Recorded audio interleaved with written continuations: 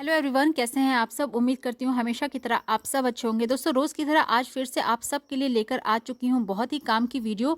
इस वीडियो में मैं आज आपके साथ शेयर करने जा रही हूँ काफ़ी ऐसे टिप्स और ट्रिक्स और कुछ ऐसे घरेलू जुगाड़ जिसकी मदद से बिना 1 रुपये खर्च किए आपके घर के मुश्किल से मुश्किल काम भी बेहद आसान हो जाएंगे। वीडियो देखने से पहले अगर आप मेरे चैनल पर पहली बार आए हैं तो प्लीज़ मेरे चैनल को सब्सक्राइब ज़रूर करिएगा।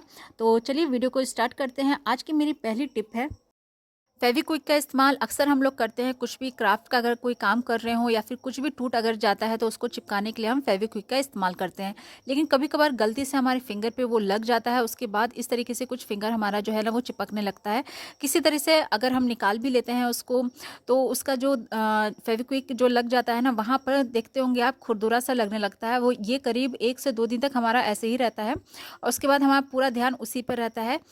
इसको छुड़ाने के लिए एक छोटी सी ट्रिक है। आप ले लें यहाँ पर नमक, और नमक को जहाँ पर भी आपका फेविक्विक लग गया है फिंगर पे, वहाँ पे कुछ इस तरीके से रगड़ दीजिएगा। तो आप देखिएगा कुछ ही सेकंड में जो फेविक्विक हमारे फिंगर्स में लग गया रहता है वो एकदम अच्छे से साफ़ हो जाता है। दोस्तों, ये छोटी सी टिप है लेकिन बहुत ज़्यादा यूज़फुल है। कभी कभार हम लोग जब फेविक्विक का यूज़ करते हैं तो अक्सर इस तरीके से लग ही जाता है हमारे फिंगर्स में। तो अगर अब से अगर आपके साथ ये प्रॉब्लम होती है तो इसका सॉल्यूशन भी हमारे पास है। उम्मीद करती हूँ ये वाला टिप आपको ज़रूर पसंद आया होगा। तो चलिए बढ़ते हैं अगले टिप की तरफ। अक्सर हम लोग बच्चों को एप्पल टिफ़िन में देते हैं, कट करके छोटे-छोटे पीसेज़ में उनको देते हैं। लेकिन क्या होता है, एप्पल को जब हम लोग कट करते हैं तो आप देखते होंगे वो अंदर से ब्लैक हो जाता है, जिसके बाद बच्चों उनको बिल्कुल भी खाना पसंद नहीं करते हैं। या फिर हम बड़े ही क्यों ना हो, जब ट्रैवल के लिए कहीं जाते हैं तो कभी-कभार एप्पल को कट करके ले जाते हैं लेकिन वो ब्लैक से हो जाते हैं। तो ये ब्लैक ना हो उसके लिए एक छोटी-सी टिप, या तो आप इसमें नींबू का यूज़ कर सकते हैं जिससे ये ब्लैक नहीं होता है। लेकिन अगर हम नींबू लगा के बच्चों को देते हैं तो बिल्कुल भी वो खाना नहीं पसंद करते हैं।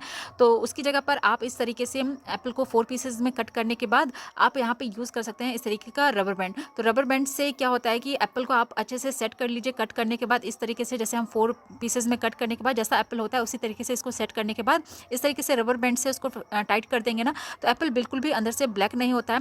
और अगर आप कहीं पर ट्रैवल कर रहे हैं तो आप कट करने की भी टेंशन नहीं होती है। आप घर से इस तरीके से कट करके ले जाइए और उसके बाद इस तरीके से रबर बैंड लगाकर उसको ईजिली आप कहीं पर भी खा सकते हैं या फिर बच्चों को इस तरीके से टिफिन में दे सकते हैं। उम्मीद करती हूँ ये वाला टिप आपको ज़रूर पसंद आया होगा। तो चलिए दोस्तों, देख लेते हैं आज की अगली टिप कौन सी है। अक्सर हमारे साथ होता है जब हम ब्रेड यूज़ करते हैं और अगर पैकेट खुला रह जाता है तो ऊपर का जो 2-3 ब्रेड होता है ना, वो इस तरीके से ड्राई सा हो जाता है, जिसके बाद उसको कोई भी खाना पसंद नहीं करता है। तो ये हमारा वेस्ट हो जाता है। तो इसको यूज़ करने के लिए एक छोटी सी टिप, तो आप ब्रेड को क्या करिए, इस तरीके से छोटे छोटे पीसेज में कट करने के बाद एक मिक्सी जार में इसको अच्छे से पीस लीजिए। तो अच्छा सा ये हमारे यहाँ पे चूरा बन के तैयार हो जाएगा। उसके बाद गैस पर आप रखिए तवा गर्म होने के लिए। उसके बाद इसको अच्छे से ड्राई रोस्ट कर लीजिए। ड्राई रोस्ट करने से इसको हम लोग यूज़ कर पाएंगे एज ए ब्रेड क्रम्स, जिसको हम लोग मार्केट से खरीद कर लेकर आते हैं। उसको हम लोग घर में ही ईजिली तैयार कर सकते हैं। तो यहाँ पर हमारा जो वेस्ट ब्रेड हो रहा था उसको भी हम लोग अच्छे से यूज़ कर लेते हैं और हमारा जो सामान है वो भी वेस्ट नहीं होता है। तो इस तरीके से रोस्ट करने के बाद इसको आप बहुत सारी चीज़ों में यूज़ कर सकते हैं, जैसे कटलेट वगैरह बनाने के लिए। तो इसको रोस्ट करने के बाद एक किसी भी एयरटाइट कंटेनर में इस तरीके से रखकर आप स्टोर करके रख सकते हैं। उम्मीद करती हूँ टिप ज़रूर पसंद आया होगा। तो चलिए दोस्तों, देख लेते हैं आज की अगली टिप कौन सी है। तो यहाँ पर हमें ले लेना है कुछ इस तरीके से कुछ नींबू। उसके बाद इसको हाफ कट करने के बाद इसका जितना भी जूस है उसको हमें निकाल लेना है। तो यहाँ पर जूसर की हेल्प से इसका जितना भी जूस है वो हम यहाँ पर निकाल लेते हैं। तो इसका जूस निकालने के बाद इसको हमें नाइफ़ की हेल्प से छोटे छोटे टुकड़ों में कट कर लेना है। कट करने के बाद एक आप मिक्सी जार लीजिए, उसमें इसको रखने के बाद थोड़ा सा पानी रखकर इसको हमें चला देना है ताकि इसका अच्छे से थोड़ा सा पेस्ट टाइप का बन जाए। तो इसके अंदर का जितना भी लिक्विड है ना, उसको हमें एक छन्नी की हेल्प से अच्छे से छान लेना है। और इस सॉल्यूशन को हम लोग यूज़ करने वाले हैं बाथरूम में। तो बाथरूम में टॉयलेट सीट जो होता है ना, उसको क्लीन करने के लिए इसको हम यूज़ कर सकते हैं। तो इसको हमें डाल देना है टॉयलेट सीट पर और यहाँ पर हमें थोड़ा सा ले लेना है सोडा। तो सोडा को डालने के बाद इस सॉल्यूशन से हम जो टॉयलेट सीट होता है ना उसको अच्छे से क्लीन करेंगे। तो इससे क्या होता है कि बहुत ही अच्छे से टॉयलेट सीट जो हमारा होता है ना वो क्लीन हो जाता है और जितने भी पीले दाग वगैरह जो रहते हैं बहुत ही आसानी से रिमूव हो जाते हैं। तो बस यहाँ पर हम नींबू की हेल्प से जो टॉयलेट सीट होता है ना उसको अच्छे से क्लीन कर सकते हैं। तो एक बार इसको ज़रूर ट्राई करके देखिएगा। उम्मीद करती हूँ टिप ज़रूर पसंद आया होगा। तो चलिए देख लेते हैं आज का अगला टिप कौन सा है। हम लोग जब भी कोई सब्जी बनाते हैं या करी बनाते हैं तो उसमें हमें प्याज की ज़रूरत पड़ती है। तो इसके लिए हम लोग प्याज को इस तरीके से छील कर और उसको कट करते हैं। लेकिन आप देखते होंगे जब हम लोग उसको नाइफ़ से कट करते हैं ना, तो उसके पतले पतले पीसेज नहीं निकल के आते हैं, क्योंकि इसको जब हम लोग चॉप करते हैं ना तो इस तरीके से करने पर इसके जो काफ़ी ज़्यादा मोटे मोटे स्लाइसेस निकलते हैं। लेकिन कभी कभार कोई डिशेज़ होती हैं जिसमें हमें एकदम फाइन चॉप इसका चाहिए होता है।